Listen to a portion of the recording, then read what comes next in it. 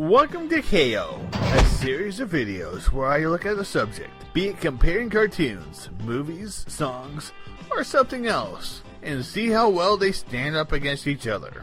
This is not your standard top 10, although you will get one at the end of this video, and I might do some more later on. You know, it's a real shame that no one has been able to capture the magic of the Peanut specials. Nobody has been able to make a series of specials based off of a group of characters and have them continue to air year after year. Disney tried for a short while with their Winnie the Pooh specials. Other comic series tried too. Family Circus, Blondie, Far Side, and others tried, but did not succeed. The most successful of these were the Garfield specials. There were 13 of them. Almost one for every year in the 1980s, starting in 1982 and lasting until 1991. 5 of them even aired during Garfield and Friends' original run. In the 1980s and the 1990s, the Orange Fat Cat was extremely popular. The fact that Garfield had his first TV special 4 years after his comic debut in 1978 is really saying something. Today we are looking at each special and ranking them from the best to the rest. We will judge on story, comedy, animation, character, and the message. Now you will ask, what does this have to do with Halloween? Well, Garfield has a Halloween special, and I wanted to talk about it. But I think this would be more fun. This is KO. Here comes Garfield. One thing you will notice right off the bat is Garfield looks different. Well, this special is from 34 years ago, and only 4 years after the comic started. When I want in now.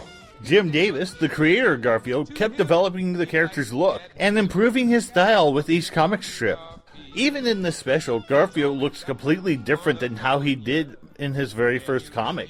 Even though he may look different, the animation was smooth. This would be the very first time Lorenzo Music would portray Garfield. Good morning, sunshine. Welcome to another fun-filled day with your favorite pet. Oh, I suppose you want breakfast. That'd be great. I'm so happy to own a cat. From the start, you can tell that Lorenzo was perfect for the character's laid-back and sarcastic personality. The story is Garfield and Odie the dog. He's a dog, not the side of an old Pac-Man game cabinet. They harass an angry old man because a kind and gentle old man who isn't crazy is hard to find in animation, to the point where the old man gets Odie taken to the pound.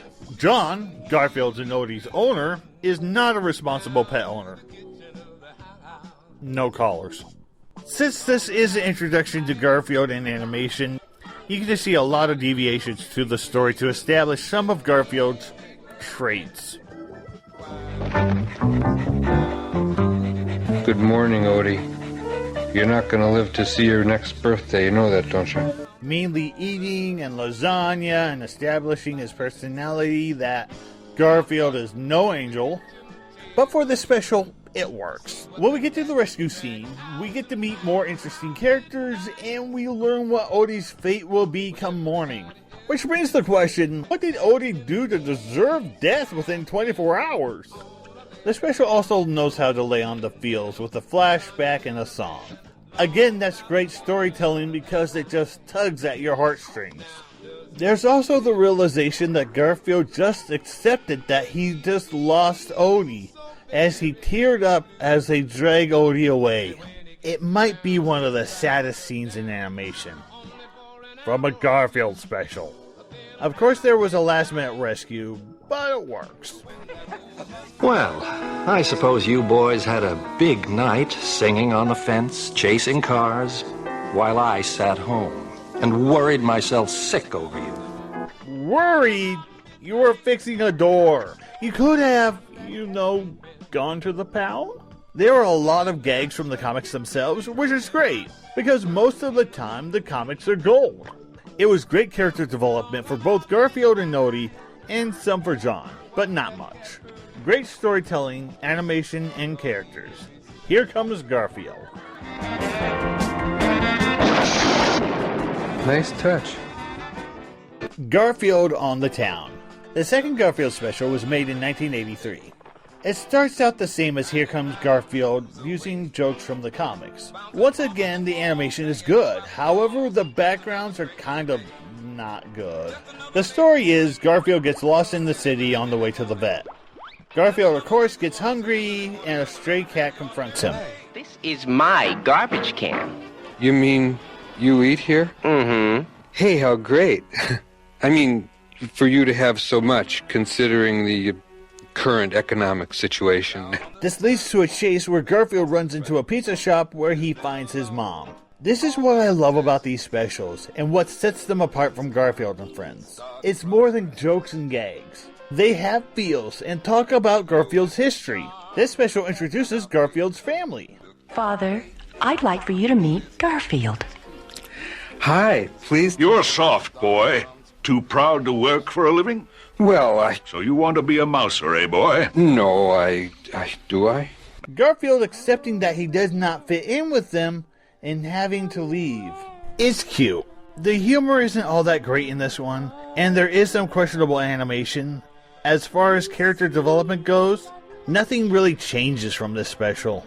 As much as I love the parts with his mom, I like Here Comes Garfield a little bit more. Now I'm lonely. What more could possibly go wrong? Nice touch. Garfield in the Rough. First off, I love how they had to explain in the opening that all of the color has gone out of Garfield's life. It kind of really ruined the joke where Garfield says the same thing. The joke should have gone like this. All the color has gone out of my life. Ah, that's what's going on. Instead it ended up like this. All the color has gone out of my life. Yeah, we know. You pointed that out earlier. My guess is a CBS executive came up with that brilliant idea. Garfield in the Rough is Garfield Gone Camping. It's the most Garfield and Friends-like special before Garfield and Friends. John's design is on par with his current design, as well as Odie's. Garfield is getting there. The humor is great, and it's nice to have the interaction between John and Garfield that was lacking in the first two specials. And then you have the feel-good moment when Garfield actually notices nature. The threat of the panther adds suspense to the special, and it really proves how much Garfield cares about John and Odie. Again, it does feel like an extended version of Garfield and Friends, but I don't mind it. Unfortunately, because of Garfield and Friends, it does hurt the episode because nothing was added to the Garfield mythos like with On the Town. And there was no introduction like Here Comes Garfield. In short, thanks to Garfield and Friends, the special no longer feels special.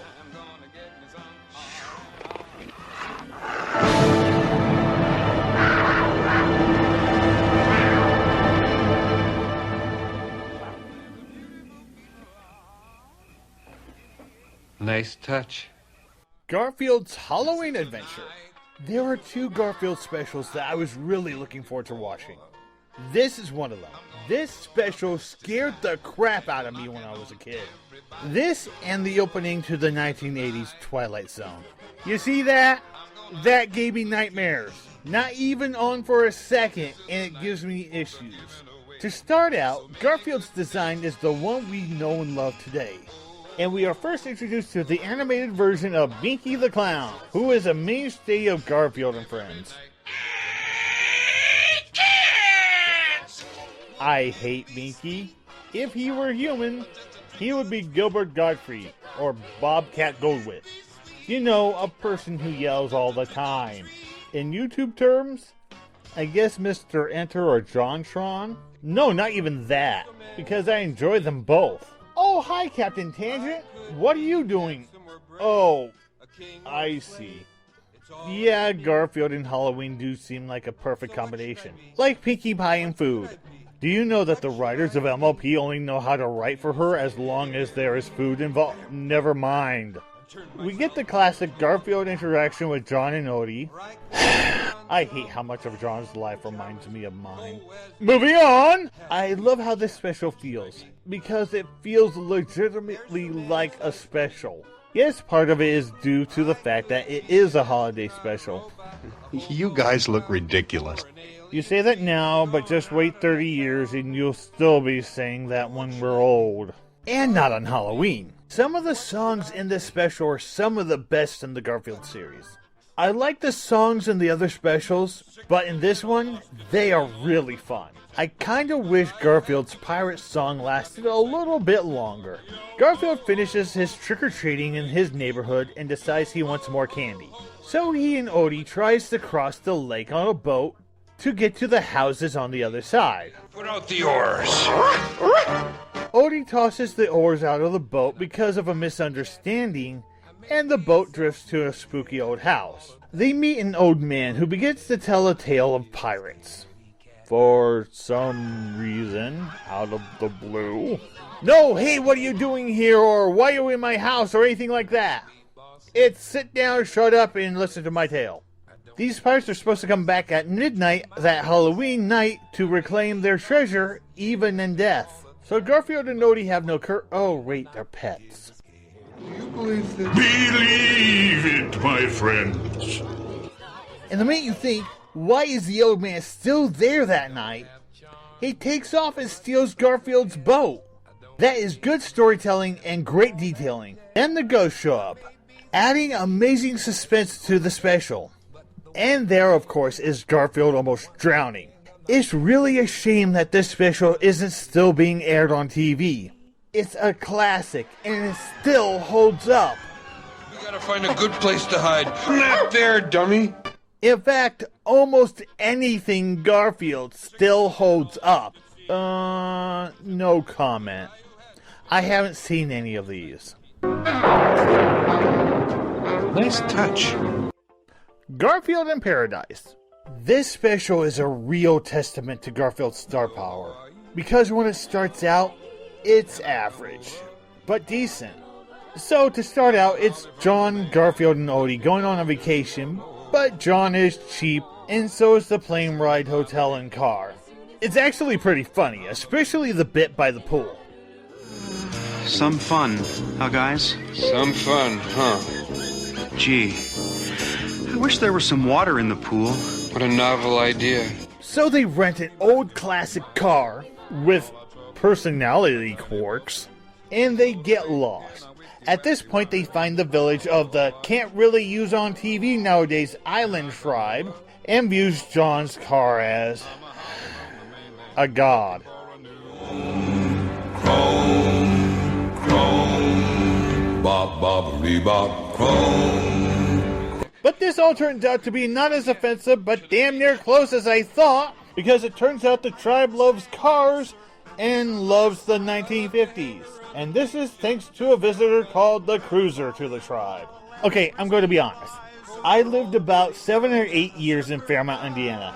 This was the childhood home of movie actor James Dean, as well as the creator of Garfield, Jim Davis. I would not have known who James Dean was if it was not for the fact that I lived there at one time. Oh, I still would be doing this video if I did not live in Fairmont. I love Garfield. Oddly enough, I have never seen a James Dean move. Never mind! This scene did get the biggest laugh out of me during the entire special. So kudos to the sight gag. Apparently the Cruiser saved the village from a volcano by driving his car into it, sacrificing himself. And the volcano hasn't stirred until today. So we can guess where this story is going. There's only one thing to do, John. Don't try to stop me, John. I must throw myself to the volcano. No. Oh! I didn't see that coming. And here I was going to ignore the forced romance. That's the chief's daughter, who is claiming responsibility for being the princess of the tribe and sacrificing herself to the volcano. This special is making the world leaders look bad. You know they won't do that for you. It is written that only a princess can appease the volcano. Check that. That only a princess and her cat can appease the volcano. Well, my Ty, it's been real. Right when you get a chance. Oh, I'm calling it. Garfield is Cat Grunkle Stan. The volcano doesn't want the princess. It wants the car that John drove in on. They do that, possibly killing the driver and Odie. Of course, they pull an Indiana Jones and everyone celebrates. But there is no real conclusion to the story. They celebrate and that is it. It was a real shame because this was a really good story once it got going. No breakup with the girl. No returning to the hotel without the car. There is no real closure. And that hurts the story. Nice touch. Garfield Goes Hollywood. Again, what hurts this special is the fact that Garfield and friends exist. John, Garfield, and Odie enter a pet talent contest and win. They go to Hollywood with Garfield expecting big things. This town has my name written all over it. This is Shangri-La. I'll be famous. Spoilers, they all become waiters and never make it. He gets some nice tributes to the golden age of cinema. Garfield dreams of bigger things and goes to a bigger contest in Hollywood. They get second place and a boat. I demand a recount. The judges were paid off. Rip off. We've been rooked. Call Ralph Nader. The jokes are good. There isn't any real drama, and Garfield, Odie, and John are so well developed at this point that there is really no room for improvement. Since this was released in 1987, there was a good chance that Garfield and Friends was already in development at this point. So there is a good chance that this is a precursor to the series. And boy, does this feel like an extended episode of the series. It's nothing special. This cat is walking down the street when a big surly dog jumps out of the alley, grabs the cat, and throws him against the wall. He picks the cat up and says, "Your money or your 9 lives?" Your money or your 9 lives. Nice touch. So Garfield and Friends is about to premiere, but we need one more special to air, but it has to be its own thing. That'll do. I loved this special growing up. This one I have seen more than any of the others. Garfield, John, and Odie go to visit John's family. An overworked mom with an overbearing mother-in-law hovering around. John's brother, Doc Boy. I don't think we ever get Doc Boy's real name.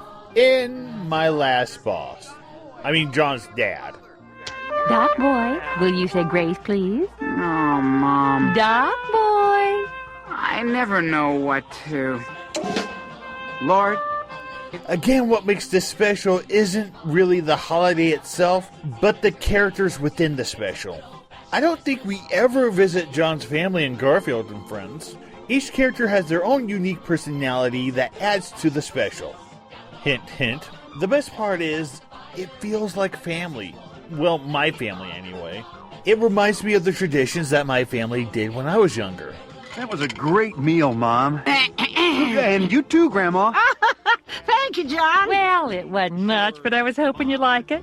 Truthfully, there are not many Christmas specials that showcase this. Well, not animated anyway. That's what makes this special. It is different until the Life with Louie Christmas special came. By the way, best grandmother ever. Everybody ready? Here we go!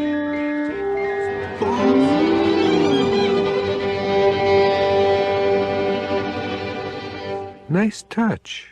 Happy birthday, Garfield. Unfortunately, I cannot include this special in this countdown, as it's a documentary on how the comic and the TV specials and shows were made, so I can't use my criteria. However, it is a good special, and if you can find it, you should watch it. I'll put a link in the description. Now we are at the point where Garfield and Friends has begun to air, and we still have 5 specials to go, so they needed to do something to set the specials apart from the series. That'll do. Garfield, His 9 Lives. This was the second special I was looking forward to watching. I remembered watching the last half when I was a kid, and it really does something to you. It's an anthology special with 9 different shorts showing all of Garfield's 9 lives. And nice job beginning with the creation of cats at the beginning. Now each short will be hit and miss, and I'm going to have to judge the shorts one by one, and then add the points up to get an average. Cave Cat was a humorous short with plenty of sight gags and narrations. It's a good start. King Cat is basically Garfield in Egypt. He's trying to keep his owner from being killed because if he doesn't, he'll be buried alive with the king. While it's good and has some laughs, it's basic Garfield, who gets his comeuppance in the end. Nice to see he doesn't die in every short. I wonder what this is. Oh well, whatever it is, it probably hasn't been invented yet. In the Garden gave a big Willy Wonka type vibe. Garfield, as a kitten, and his owner plays in the Garden of Wonders. Magical things happen in the garden when you're under some kind of influence. It's very playful and joyous. If there is a complaint, the girl telling the rhyme in this short could be very grating at times. But it's not horrible.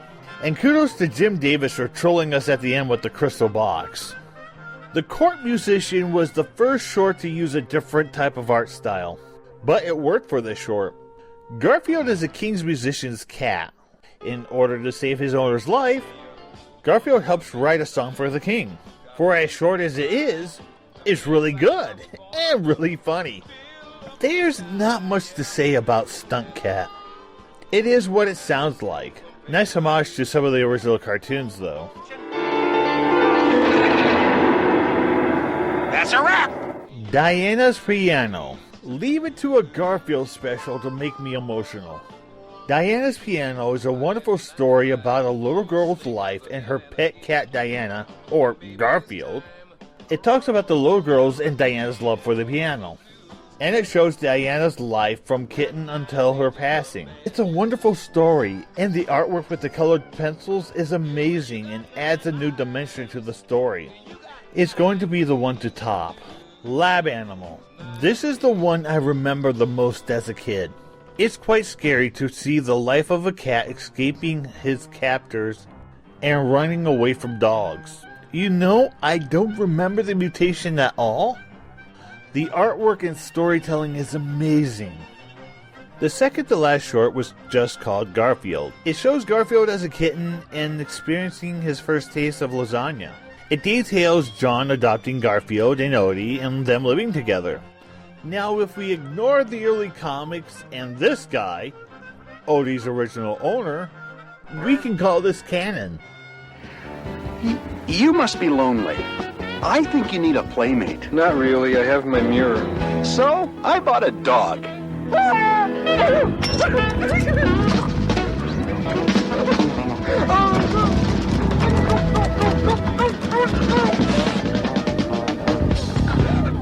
You're taking it rather badly, Garfield. I think I'm okay now. Space Cat. Space Cat I'm split on. While it's a fun concept, it's really nothing special. It's Garfield and Odie's survival in space. I do like the end when Garfield makes his maker and tricks him into giving Garfield 9 lives back. Now, here's the problem with this special. Is it Garfield enough? Well, if you exclude the garden, Court Musician, Diana's Piano, and Lab Animal, then yes. I have to say I love this special. Jim Davis took a risk writing the comic book, and CBS took a risk making it. Truthfully, I wish this is how some of the more artsy episodes of Adventure Time was handled. All wrapped up in one big episode, instead of having a new episode show up and say, what the hell? This special was a treat. Nice touch. Garfield, Babes, and Bullets. This is a fantasy comedy drama where Garfield plays a detective called Sam Spade. I'll wait to let that sink in. No, wait! This might help. Being a private dick isn't easy with a name like Sam Spade. We can tell that this is a fantasy because none of the women look like they came out of Garfield's universe. The big eyes. It's Garfield investigates a murder. It's a nice throwback to the film noir genre, but it's boring. Well, there's a lot of boring parts with Garfield and Tanya, the victim's wife, rambling on and on. There are some twists and turns and some funny ones at that. So, I suppose you have a message for me. Yeah, I'm your landlord. You're 2 months late with a rent.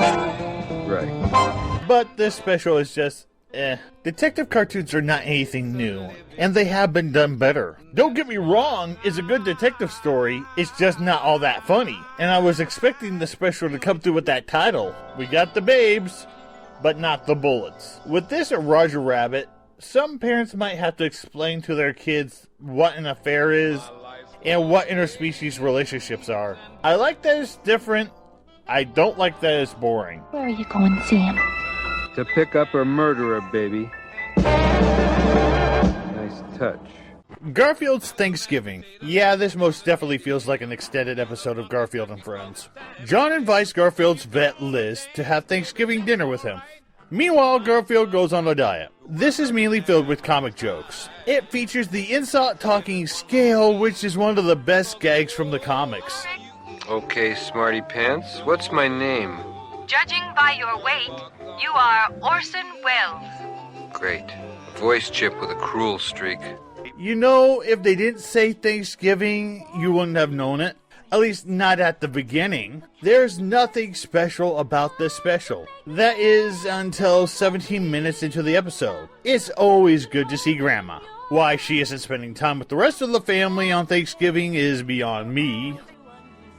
It's a quiet celebration with family and friends. Wait, your family just left! Why didn't you invite your grandma to stay, John? While the jokes are good, the special just starts out so slow. It really could have been a lot more special if John invited Liz to Thanksgiving with his family. Oh well, it is what it is.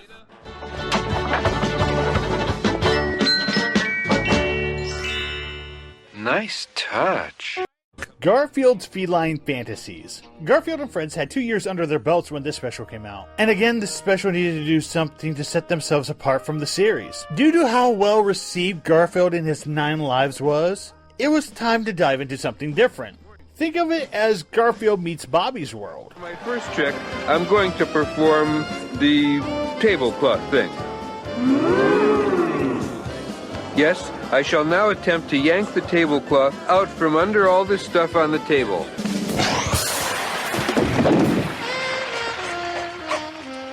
Garfield gets lost in his daydream so much that he doesn't pay attention to his real-world surroundings. He uses John as a crutch to get out of bad situations before they get too far. Garfield is so convinced that John is going to save him every time that he gets reckless. He ends up daydreaming about an adventure in a Middle Eastern country as an Indiana Jones type adventurer. Like with Babes and Bullets, it's easy to tell that this is not Garfield's real life. The eyes again. It's pretty good, especially with the humor. One of the problems with this daydream is the story doesn't make sense. The bad guys follow Garfield to France. They get into a scuffle and find a map to an old treasure in a modern day awning. Both Garfield and the villain see it, but there's no fight for the map. It's like the villains were never there. It's a race to the treasure in which can be described as, yeah, we've seen Indiana Jones, but we didn't do the bit with the giant boulder moments. And it all ends on a cliffhanger. Ha ha. I'm going to get so many downvotes just for that pun alone. Oh, and all the build-up about John always being there to save them was really for nothing. It went nowhere. Odie, I have a theory. Huh? Yeah, it just occurred to me that this imagination thing may not be as dangerous as we think. Huh. You know why? Because John's always there to bail us out. Come on, we'll put this theory to a test. And much like Babes and Bullets, we end on an interspecies relationship. What is the opposite of a furry? Where an anthropomorphic animal has a thing for humans? Garfield is that!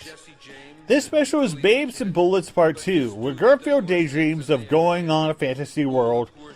It's an average special.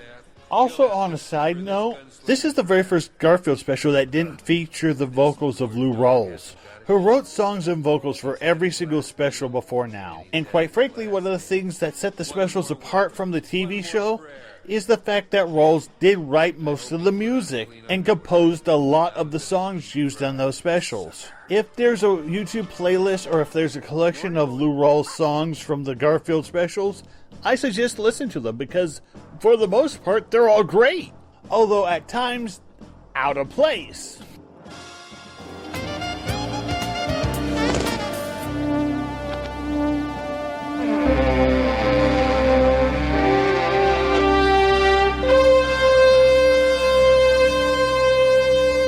Nice touch. Garfield gets a life. The final in one of the more interesting specials, Garfield and John realize their lives have gotten predictable. So instead of producing YouTube videos, John decides to find romance. And boy is John bad at it. Even with a book. And honestly, how many books can actually help in this situation? He is bad at it. I want to thank you for listening to me this long without hitting me or shoving anything in my mouth. That means a lot to me. It really does. Hey, I tell you what. Let's get out of this place and grab a cup of coffee somewhere, okay? This way. Well, let's give him a hand for trying.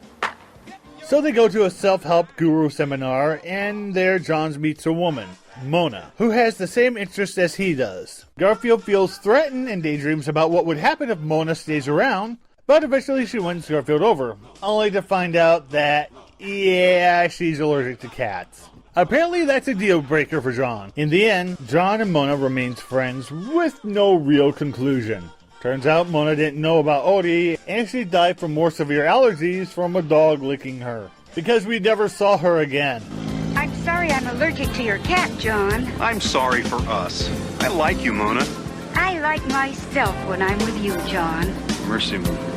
One of the more interesting and humorous specials that doesn't really rely on feels or drama. And thank goodness it didn't focus on the relationship and Garfield trying to split John and Mona up all episode. If I do have issues, it's not with the special as much as it is with the comic strip.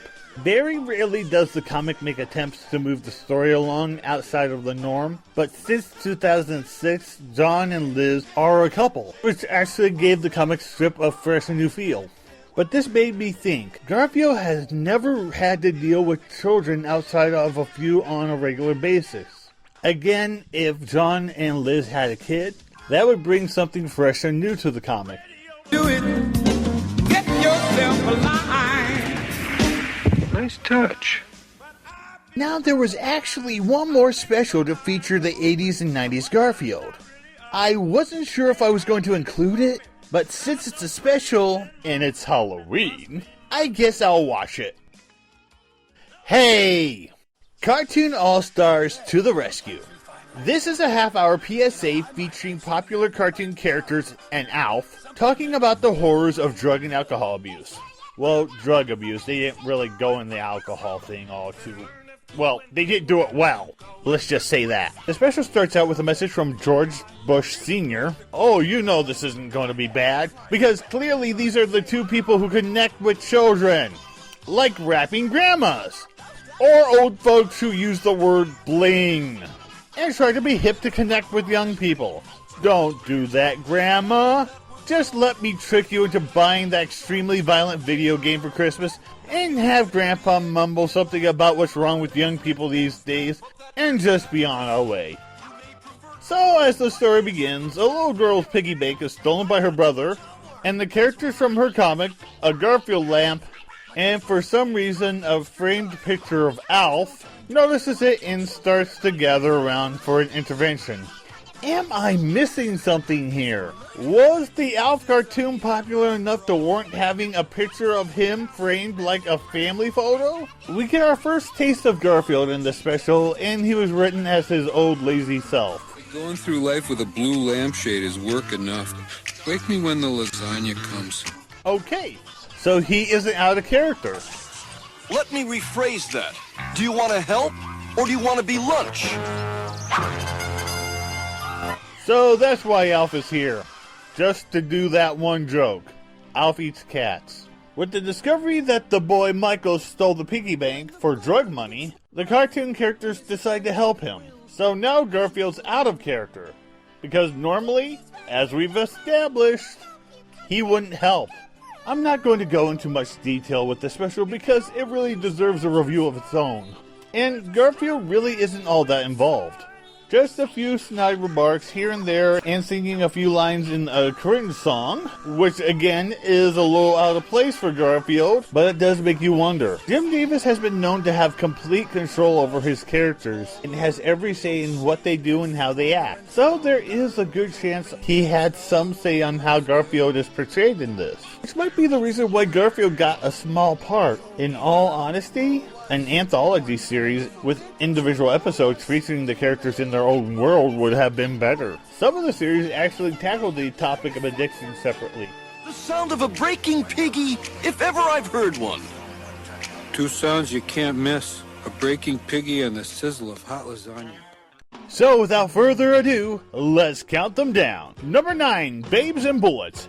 Number 8, Cartoon All-Stars to the Rescue. Triple tie for number 7, Garfield Thanksgiving, His 9 Lives, and In the Rough. Number 6, Feline Fantasies. Tied in number 5, Garfield Goes Hollywood, and Here Comes Garfield.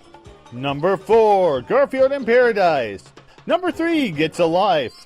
Number 2, On the Town. And tied for number 1, Garfield's Halloween Adventure and A Garfield Christmas. Unfortunately, this list reflects how well these specials are using my criteria and does not reflect my personal favorites. The reason why something like 9 Lives is so low is because many of the shorts do not have humor in them. And when I say something like I like one special over another, again, that's my personal preference and not my criteria. The reason why Cartoon All-Stars is above Babes and Bullets is for the same reason. Is because Cartoon All-Stars has a lesson. It's not done well. Hardly any Garfield special has any lessons. To quote Uncle Stan, "Well, I learned nothing." Which is actually nice. If I were to judge the special on personal preference, the countdown would be this. Number 12, Cartoon All-Stars to the Rescue. 11, Babes and Bullets. 10, Feline Fantasies. Number 9, Thanksgiving. Number 8, Goes Hollywood. Number 7, In the Rough. Number 6, Gets a Life. Number 5, In Paradise. Number 4, On the Town. Number 3, Here Comes Garfield. Number 2, His 9 Lives. And once again, tied for number 1, A Garfield Christmas and Garfield's Halloween Adventure. Now they really do not show these specials on network television anymore, which is really a shame since family entertainment on network primetime is hard to come by these days outside of some reality shows. We have the middle. That is it. Now we do have Christmas and Halloween specials, and the occasional Peanuts special. Even though the Garfield specials didn't have the same shelf life as the Peanuts specials, they're still really good. Add Garfield and Friends to the mix, and you have a very important part of American culture. And judging from the reaction to the recent CGI stuff, maybe Garfield should go back to his roots. And by the way, I know what they're trying to do with the Toy Story specials. You cannot tell me that Toy Story's Christmas special is an actual Christmas special. It has nothing to do with Christmas. It exists to sell toys. It's not coincidence that this special came out the same time as those stupid dinosaur toys. It's a commercial. That's all it is. Then again, so is Toy Story. I'm Toonamp, and I'm leaving you with an earworm. Enjoy. On a Tuesday morning, I got out of bed. I stumbled to the kitchen and demanded to be fed. Pancakes and sausage usually appeared, but this time the chef was doing something kind of weird. I didn't have the time to cook a meal for my cat, for something had invaded our domestic habitat. At first I wasn't sure of it, but then I had to know. The ants we met last season were returning to the show. We're the ants you met last season. We are back by popular demand. When we're around, we need no reason to take away your lunch and any food you have on hand.